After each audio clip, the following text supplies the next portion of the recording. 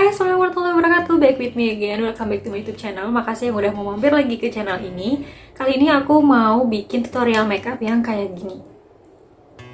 Ini aku kasih tema Purple Look Makeup. Jadi makeup ini tuh aku dedikasiin buat Jeongguk BTS yang bakal ulang tahun tanggal 1 September. Ini juga aku dedikasiin buat BTS yang barusan ngerilis MV mereka Dynamite yang temanya retro. Jadi ya mudah-mudahan ini masih cocok ya. Nah, video makeup tutorial kali ini aku OBT alias One Brand Tutorial. Jadi ini aku pakai produknya dari Focallure. Ini nggak endorse sama sekali, ini bener-bener honest review dari aku. Yuk, nggak usah lama-lama, let's move to the tutorial.